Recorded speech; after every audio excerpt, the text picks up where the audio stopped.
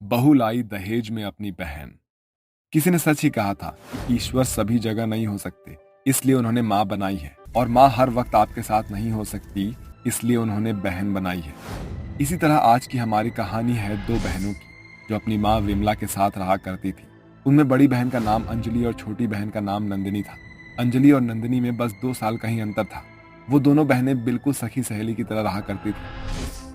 अंजलि दीदी, मेरी फ्रॉक यहाँ से थोड़ी फट गई है, क्या आप इसे सिल देंगी? मैं अभी थोड़ी बिजी हूँ नंदू।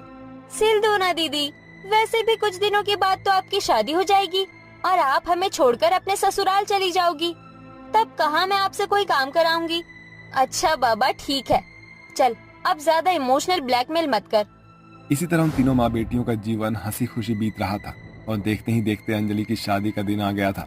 विमला ने अपनी बेटी को दहेज में उसकी जरूरत का सारा सामान दिया। मेहमानों ने भी दिल खोलकर विमला की तारीफ की। अरे विमला बहन, तुमने तो कमाल ही कर दिया। अपनी बेटियों के सर पर बाप का साया ना होते हुए भी आपने कभी अपनी बच्चियों को उनकी कमी महसूस नहीं होने दी, और अब इतना कमाल का दहेज देकर अपनी बेटी को विदा कर रही हो। आपकी तो दाद देनी पड़ेगी। अब विमला बहन तो मिसाल है अपनी बेटियों के लिए कि माँ हो तो विमला बहन जैसी हो। हाँ, इसी तरह सब कुछ हंसी खुशी चल रहा था। शहनाइयां बज रही थी, चारों तरफ खुशी का माहौल था। आखिरकार विदाई का समय आया। बेटी की विदाई से पहले ही विमला को दिल का दौरा पड़ गया और वो वहीं गिर गई। माँ, माँ उठिए, आपको क्या हुआ माँ? माँ, माँ उठिए ना माँ, क्या हुआ आपको? दोनों बहनें अपनी माँ को हॉस्पिटल लेकर पहुंची। हॉस्पिटल में अंजलि का पति संजय और उसकी सास अनुराधा भी साथ गए थे। डॉक्टर ने विमला का चेकअप किया और बाहर आकर बोला, आई एम सॉरी, हम उन्हें नहीं बचा पाए। डॉक्टर के इतना कहते ही दोनों बहनें जोर जोर से रोने लग गई और डॉक्टर से अपनी माँ को वापस ठीक करने की विनती करने लगी। ऐसा मत कहिए डॉक्टर, हमारी माँ को बचा लीजिए। हमारा इस दुनिया में इनके सिवा कोई नहीं है, प्लीज इन्हें बचा लीजिए डॉक्टर। इट्स नॉट पॉसिबल, अब वो इस दुनिया में नहीं है। I am sorry. दोनों बहनें हॉस्पिटल से वापस आ जाती है और अपनी माँ के अंतिम संस्कार की तैयारी करती है। अंतिम संस्कार हो जाने के बाद अंजलि की सास उसे उसके ससुराल चलने को बोलती है। देख अंजलि बेटा, माना ये बहुत बड़ा सदमा था, पर तेरी शादी हो गई है और तुझे अपने ससुराल चलना होगा। हाँ माँ, मैं समझती हूँ, पर मेरे बिना मेरी नंदू का क्या होगा? क्या हम इसे भी अपने साथ ही ले जाएं? तुम बिल्कुल ठीक कह रही हो अंजलि, हमें नंदिनी को अपने साथ लेकर जाना ही होगा। क्या सच? सच में आप तैयार हैं? अब और कर भी कह सकते हैं, जहाँ इतना दहेज का सामान है वहाँ एक साली और सही। अंजलि नंदिनी को अपने साथ अपने ससुराल ले जाती है। अंजलि का स्वागत सभी रस्मों रिवाज के साथ होता है। सभी मेहमान अंजलि की खूब तारीफ करते हैं। अरे वाह, कितनी खूबसूरत बहू है आपकी अनुराधा जी। हाँ बिल्कुल चांद सा चेहरा है। आप और अनुराधा जी, ये कौन है आपकी बहू के साथ? ये कौन आई है? ये तो दहेज में आई हुई साली है। वाह, दहेज तो दहेज, साथ में साली भी फ्री मिली। इसी तरह सभी बातें बनाते रहते हैं। अंजलि और नंदिनी सभी की बातें सुनती रहती है। तो इन सब बातों पर ध्यान मत दे नंदू। इसी तरह रोज नंदिनी को भी इसी तरह के बातों का सामना करना पड़ रहा था। अंजलि की सास बार बार उसे ये एहसास दिलाती रहती थी कि वो बस दहेज में आया हुआ एक सामान है। नंदिनी इन सब से बहुत परेशान हो गई थी। अंजलि की सास उससे घर का खूब काम करवाती थी। नंदिनी, जा जरा जाकर मेरे लिए चाय बना कर ला, और हाँ याद रहे, चीनी रोक के और पत्ती ठोक के ऐसी ही चाय बनाना, समझी? अब जल्दी जा। जी। अनुराधा नंदिनी के साथ पूरे दिन ऐसा ही व्यवहार करती थी, और अगर कोई भी उससे नंदिनी के बारे में पूछता था तो वो उसे दहेज में आई हुई साली कहकर उसकी पहचान बताती थी। इसी तरह दिन पे दिन बीतते जाते हैं। नंदिनी अपनी बहन की खातिर अपना मुंह बंद करके वहां रुककर सब कुछ सह रही थी। एक दिन संजय के घर उसके दूर का भाई राकेश आता है। कैसा है राजेश, तू तो ईद का चांद हो गया है। मैं तो ठीक हूँ। और संजय, तू बता, तेरी लाइफ कैसी चल रही है? मुझे पता चला है कि तूने शादी कर ली, हाँ? और हमें बताया भी नहीं। अरे हाँ, बस क्या बस, हमें हमारी भाभी से तो मिला दे। संजय अंजलि को अपने भाई राकेश से मिलवाता है। तभी वहां अंजलि से कुछ कहने नंदिनी आ जाती है। संजय, ये कौन है? ये मेरी साली है। ओ साली। संजय का भाई राजेश नंदिनी को ऊपर से नीचे तक अच्छे से देखता है। उसकी निगाहें नंदिनी को थोड़ा अनकंफर्टेबल कर रही थी, पर वो इस पर ध्यान नहीं देती। शाम के समय नंदिनी किचन में कुछ कर रही होती है तो वहाँ राजेश आ जाता है और नंदिनी को छेड़ने लगता है। राजेश जी, ये आप क्या कर रहे हैं? साली जी, यहाँ आओ मेरे पास। राजेश नंदिनी का हाथ पकड़ने वाला ही होता है कि तभी संजय वहाँ आ जाता है। अरे राजेश, तुम यहाँ? और नंदिनी तुम भी? अब हाँ, मैं यहाँ पानी लेने के लिए आया हुआ था। अच्छा ठीक है। संजय और राजेश वहाँ से चले जाते हैं। बेचारी नंदिनी बहुत घबरा जाती है और अपने कमरे में जाकर रोने लगती है। हे ऊपर वाले, क्या इस घर में मुझे सामान कह कह कर कम सताया जा रहा था, जो अब ये राजेश नाम की नई बला भी आ गई। नंदिनी खूब रोती है, लेकिन उसके पास कोई नहीं आता। अंजलि भी घर के कामों में इतनी व्यस्त होती है कि उसे इन सब के बारे में कोई पता ही नहीं होता। इसी तरह रात हो जाती है। नंदिनी अपने कमरे में ही आराम कर रही होती है। तभी उसको ऐसा लगता है कि कोई उसके कमरे की तरफ आ रहा है। लगता है कोई आ रहा है, कहीं ये वही तो नहीं? नंदिनी घबरा जाती है और वो सावधान हो जाती है।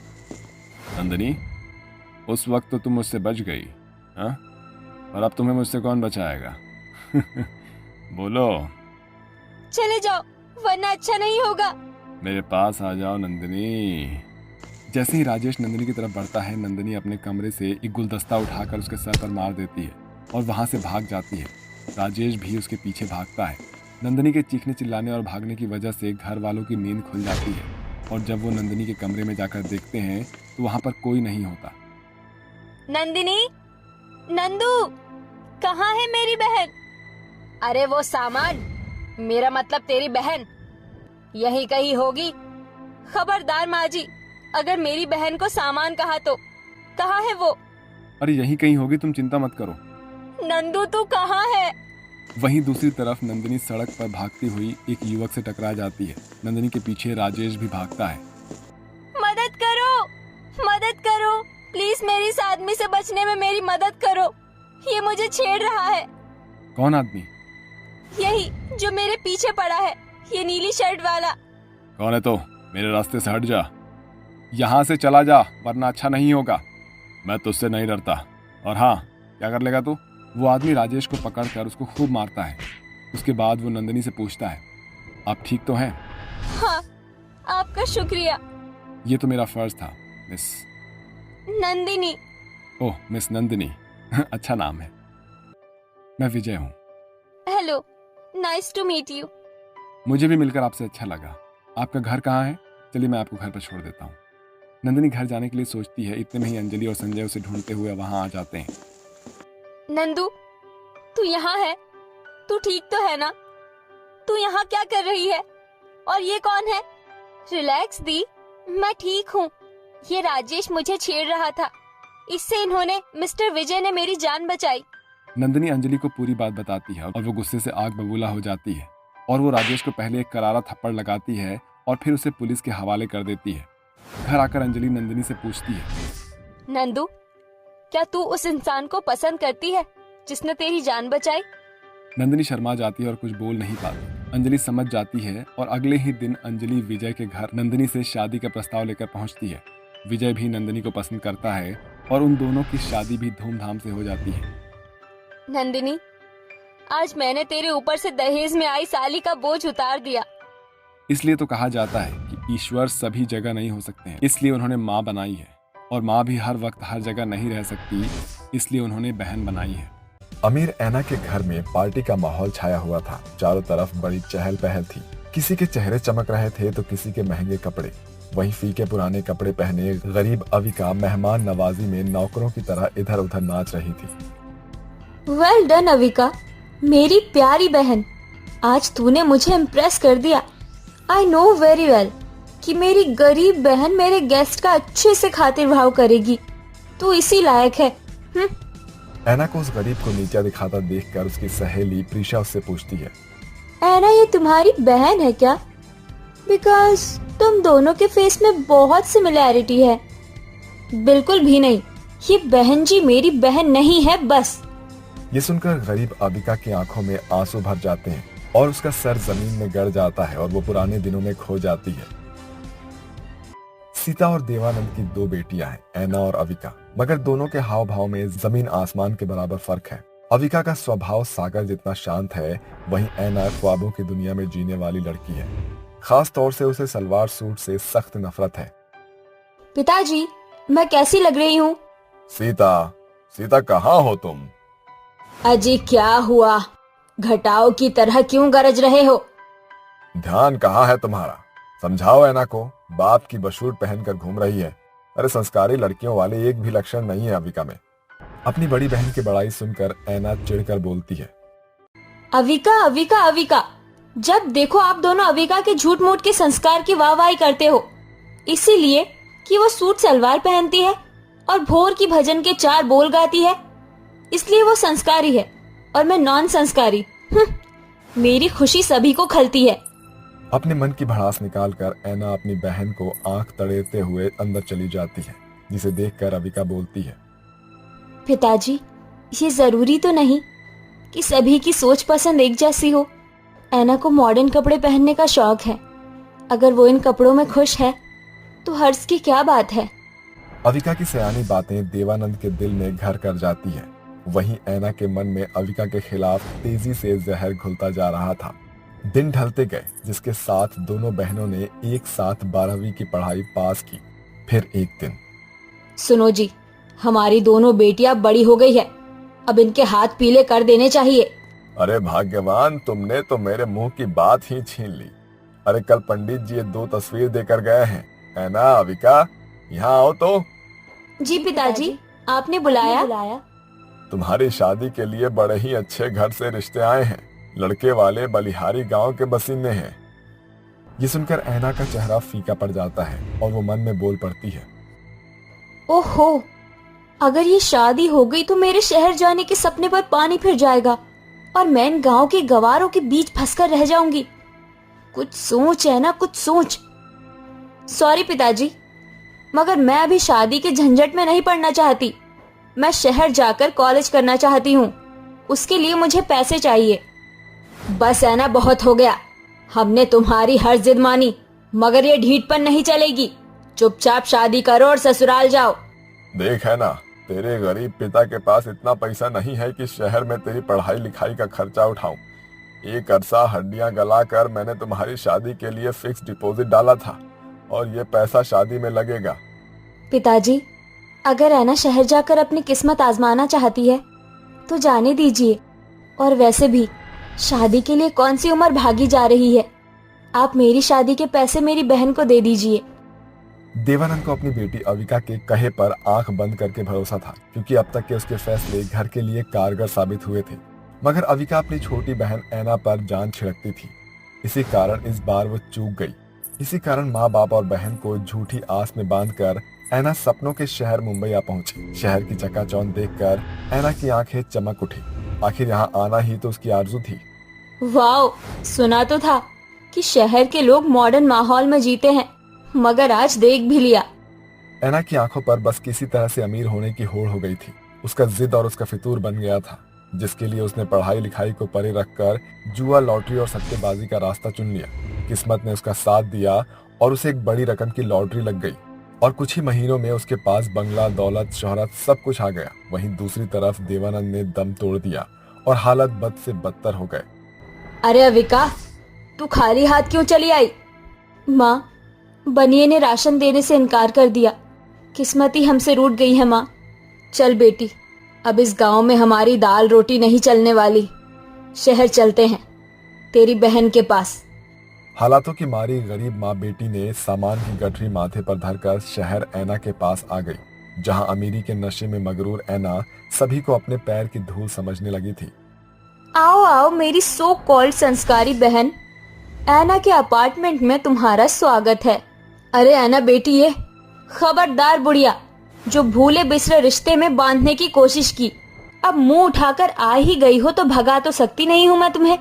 वैसे भी मेरे घर में मेड की जरूरत है, जिसमें मेरी ये 2 कौड़ी की देहाती संस्कारी बहन फिट बैठेगी। अपनी शहरी बहन की इतनी जिल्लत सहकर अविका नौकर बनना स्वीकार कर लेती है, क्योंकि उसके सिवा उसके पास कोई चारा नहीं था। शाबाश अविका, मेरी शर्त मानकर तूने अपने पैरों पर कुल्हाड़ी मारी है। मैं तुझे हर दिन भिगो भिगो कर जिल्लत के जूते मारूंगी।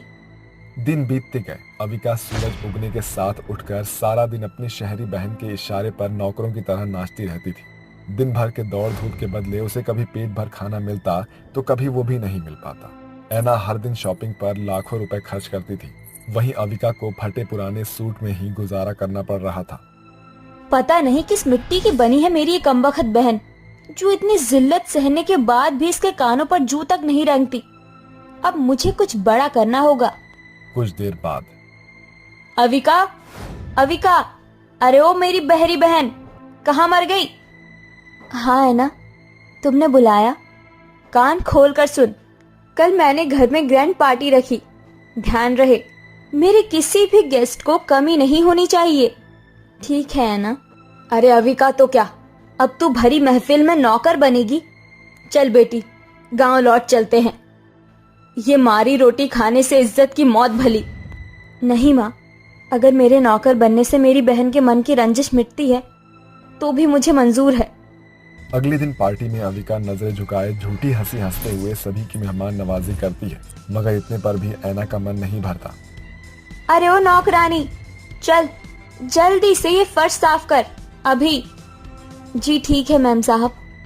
ऐना के रूखे रवैये के बाद भी अविका सभी की खातिरदारी करती है, जिसे देखकर ऐना ताने के तौर पर उसकी तरफदारी करती है और प्रीशा पूछती है, ऐना ये तुम्हारी बहन है क्या? नो नेवर, ये बहन जी मेरी कोई नहीं। अपनी शहरी बहन का सख्त इनकार सुनकर अविका का दर्द आंखों से झलक पड़ता है। सच कहा तुमने ऐना, मैं चाहे अपनी जान भी तुम पर क्यों नहीं न्यौछावर कर दूं, फिर भी मेरे प्रति तुम्हारी नफरत नहीं घटेगी। इसलिए तुम लोगों को ये बताने से बच या फिर भाग रही हो कि मैं तुम्हारी बहन हूँ। ये सुनकर पार्टी के लोगों में खुसर फुसर होने लगती है और प्रीशा झुंझलाकर बोलती है, शर्म आनी चाहिए तुम्हें ऐना, आज तुम्हारे स्टेटस क्या ऊंचे हो गए? तुम अपनों को अपनाने से कतरा रही हो। भले तुम स्टेटस में अमीर हो, मगर इस पल तुम मेरी नजर में एक बदनसीब बहन से बढ़कर कुछ भी नहीं। जो अपनी बहन की नहीं हो सकती वो हमारी क्या होगी? Let's go guys. सभी वहां से चले जाते हैं और पूरे घर में सन्नाटा छा जाता है, जिसके साथ ऐना का घमंड भी चूर चूर हो जाता है। चल अविका, अब हम यहाँ नहीं रुकेंगे। ठहरो माँ, अपनी इस बेटी को माफ कर दो। मैं शहर के चकाचौंध में खो गई थी, बड़ी मुश्किल से इंसानियत से मिली हूँ। मुझे अकेला मत छोड़ो माँ। ऐसा कहते हुए ऐना फूट फूट कर रोने लगती है, जिसे देखकर अविका का मन पसीज जाता है। चुप हो जा मेरी बहन, मेरे होते तू कभी अकेली नहीं होगी। इसी के साथ दोनों बहन सारे गिले शिकवे भूलकर गले लग जाती हैं और ये उनके रिश्ते की सुनहरी शुरुआत थी।